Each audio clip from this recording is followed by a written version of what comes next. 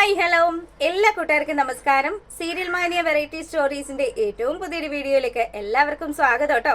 ഞാൻ എത്തിയിരിക്കുന്നത് മാളികപ്പുറം സീരിയലിന്റെ ഇന്നത്തെ സൂപ്പർ ഹിറ്റ് കഥയൊക്കെ ആയിട്ടാണ്. അപ്പൊ നേരെ നമുക്ക് ഉണ്ണിമോളുടെയും അയ്യപ്പസ്വാമിയുടെയും ഇന്നത്തെ കഥയിലേക്ക് പോയാലോ.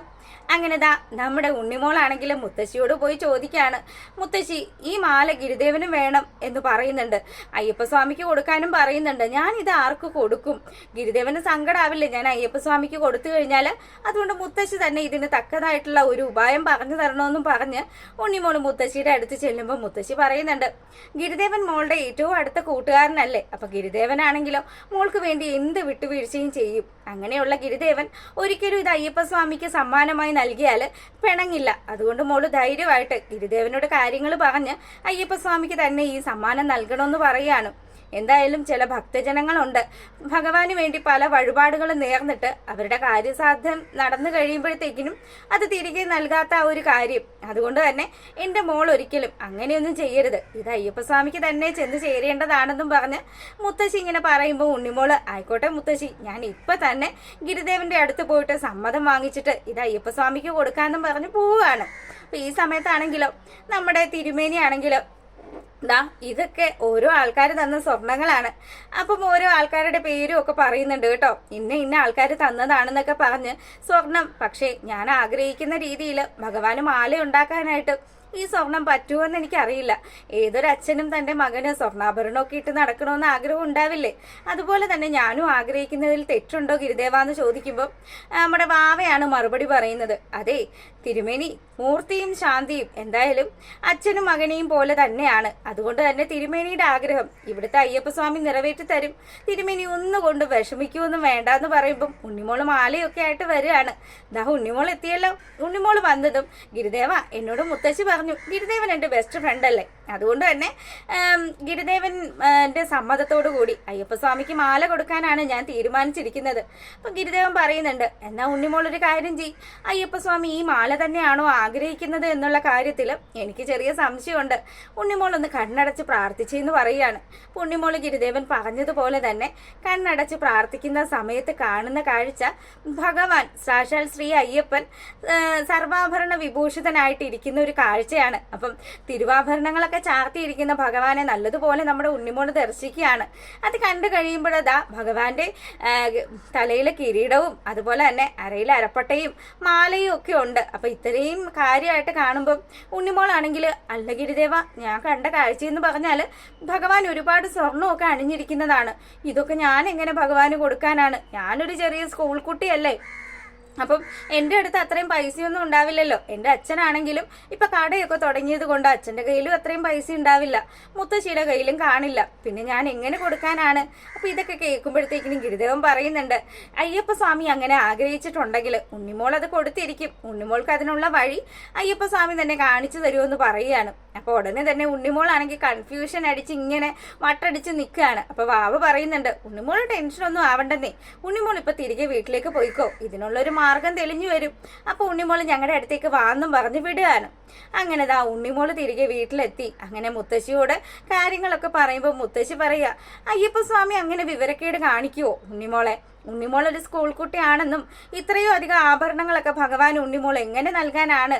അതുകൊണ്ട് ഒരിക്കലും അതൊന്നും ഉണ്ണിമോളെ കൊണ്ട് സാധിക്കില്ല. അയ്യപ്പസ്വാമിയുടെ അനുഗ്രഹത്താൽ രക്ഷപ്പെട്ട ഒരുപാട് പണക്കാർ നമുക്ക് ചുറ്റും ജീവിക്കുന്നുണ്ട്, അവരാരെങ്കിലും ആയിരിക്കും ഇതെല്ലാം ചെയ്യേണ്ടുന്നത്. മോളെ എന്തായാലും ഗിരിദേവൻ ചുമ്മാ തമാശയ്ക്ക് പറഞ്ഞതായിരിക്കും, മോൾ അതൊന്നും ഓർത്ത് വിഷമിക്കേണ്ടെന്ന് പറയുമ്പം, അല്ല മുത്തശ്ശി, ഗിരിദേവൻ തമാശയൊന്നും പറഞ്ഞതല്ല, ഞാൻ തന്നെ അതെല്ലാം ഉണ്ടാക്കി കൊടുക്കേണ്ടി വരുമെന്നാ തോന്നണേ. ഞാൻ എങ്ങനെ ഉണ്ടാക്കാനാ?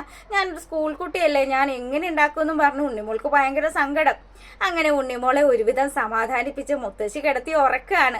ഉറങ്ങുന്ന സമയത്താണെങ്കിലോ ഉണ്ണിമോള് സ്വപ്നത്തിൽ നമ്മുടെ ശാന്തൻ അന്നപൂർണേശ്വരി ദേവിയെ പ്രാർത്ഥിക്കുന്ന ആ ഒരു സീനുണ്ടല്ലോ, അത് കാണുകയാണ്. അപ്പൊ ദേവിയുടെ വിഗ്രഹം തിരിഞ്ഞു വരുന്നതായിട്ട്, അത് അന്നപൂർണേശ്വരി ദേവിയുടെ വിഗ്രഹം തിരിഞ്ഞു വരുന്ന കാഴ്ച ഉണ്ണിമോള് സ്വപ്നത്തിൽ കാണുമ്പോൾ പെട്ടെന്ന് തന്നെ അമ്മേന്ന് പറഞ്ഞ് ഞെട്ടി ഉണരുകയാണ് കുട്ടി. അപ്പോൾ ഉടനെ തന്നെ നമ്മുടെ മുത്തശ്ശിയാണെങ്കിലോ, എന്ത് പറ്റി ഉണ്ണിമോളെ, മോൾ ഓരോ കാര്യങ്ങൾ ആലോചിച്ച് പേടിക്കുന്ന എന്തെങ്കിലും സ്വപ്നം കണ്ടോ എന്ന് ചോദിക്കുമ്പം, അല്ല മുത്തശ്ശി, ഞാൻ പേടിക്കുന്ന സ്വപ്നമൊന്നും അല്ല കണ്ടത്. ഞാൻ കണ്ടതേ, ഞങ്ങളന്ന് ശബരിമലയിൽ പോകുന്ന സമയത്ത് അന്നപൂർണേശ്വരി ദേവിയുടെ ക്ഷേത്രത്തിൽ പോയില്ലേ, ആ ക്ഷേത്രത്തിൽ വെച്ച് കണ്ട ദേവിയെ തന്നെയാണ്. ദേവിയുടെ വിഗ്രഹം തിരിഞ്ഞു വരുന്ന കാഴ്ചയാണ് ഞാൻ കണ്ടത്. അതുകൊണ്ട് എനിക്ക് എന്തൊക്കെയോ പേടി വരുന്നു. ഇനി ഇതെന്തെങ്കിലും സൂചന ആയിരിക്കുമോ മുത്തശ്ശി? ഞാൻ അയ്യപ്പസ്വാമിക്ക് മാല കൊടുക്കാത്തത് കൊണ്ട് എന്തെങ്കിലും വിഷയമാണോ എന്നും ചോദിച്ചു ഉണ്ണിമോള് സങ്കടപ്പെടുകയാണ്. അപ്പോൾ മുത്തശ്ശി പറയുന്നുണ്ട്, നീ വിഷമിക്കൊന്നും വേണ്ട, എന്തായാലും എൻ്റെ കുട്ടി സമാധാനമായിട്ട് കിടക്ക്. നേരം പുലരാൻ കുറച്ചുകൂടെ സമയമുണ്ട്, അതുകൊണ്ട് നമുക്ക് നാളെ ഗിരിദേവനെ കണ്ട് കാര്യങ്ങൾ സംസാരിക്കാമെന്ന് പറയാണ്. അങ്ങനെ ദാ ഉണ്ണിമോള് സമാധാനത്തോടു കൂടി ഉറങ്ങുന്ന സമയത്ത് അങ്ങനെ പിറ്റേ ദിവസം മോർണിംഗ് ആയി. മുത്തശ്ശി ഉണ്ണിമോളെയും കൂട്ടി നമ്മുടെ ഗിരിദേവനെ കാണാൻ വേണ്ടി പോവുകയാണ്. അപ്പം ഗിരിദേവനും നമ്മുടെ വാവയും കൂടി വരുന്ന സമയത്ത് വാവ ചോദിക്കുന്നുണ്ട്, അല്ല മുത്തശ്ശി, ഇതെന്താ ഈ വഴി ക്ഷേത്രത്തിലേക്കാണോ? ഇതിൽ ഒരുപാട് ദൂരം ഉണ്ടല്ലോ, മുത്തശ്ശിക്ക് അപ്പുറം കൂടി വന്നാൽ പോരായിരുന്നു എന്ന് ചോദിക്കുമ്പം, അല്ല മോനെ, ഞാൻ ക്ഷേത്രത്തിലേക്കല്ല, ഞാൻ നിങ്ങളെ തന്നെ കാണാൻ വേണ്ടി വന്നതാണെന്നും പറഞ്ഞ് മുത്തശ്ശി കാര്യങ്ങളെല്ലാം പറയാണ്. ഗിരിദേവ, നമ്മൾ സ്വപ്നത്തിൽ ഓരോ ദൈവങ്ങളെ കണ്ടു കഴിഞ്ഞാൽ എന്തൊക്കെയായിരിക്കും ഫലമെന്ന് ചോദിക്കുകയാണ്.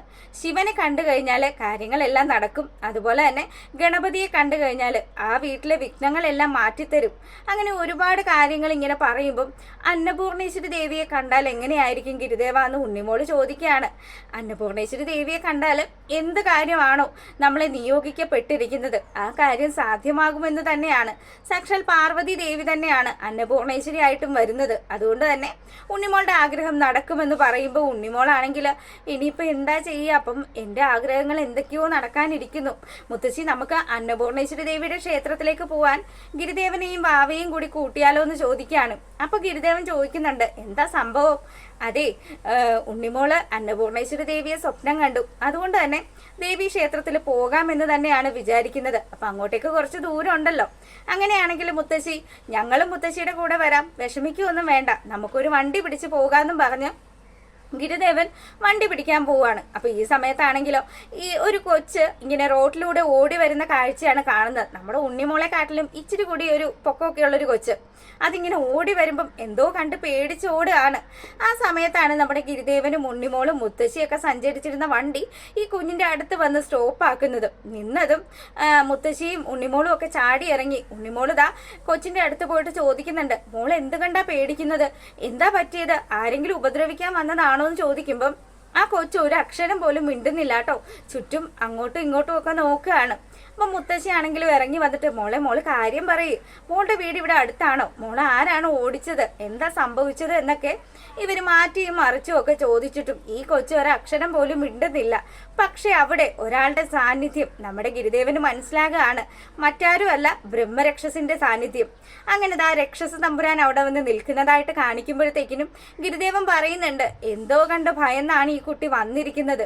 അങ്ങനെയാണെങ്കിൽ ഗിരിദേവ, ഈ കുഞ്ഞിനെ നമ്മളെ വഴിയിൽ ഉപേക്ഷിച്ച് പോയി കഴിഞ്ഞാൽ അത് ശരിയാവില്ലല്ലോ. ഈ മോളുടെ വീട് എവിടെയാണെന്ന് കണ്ടെത്തി അവിടെ കൊണ്ട് ആക്കിയാലോ എന്ന് മുത്തശ്ശി ചോദിക്കുകയാണ്.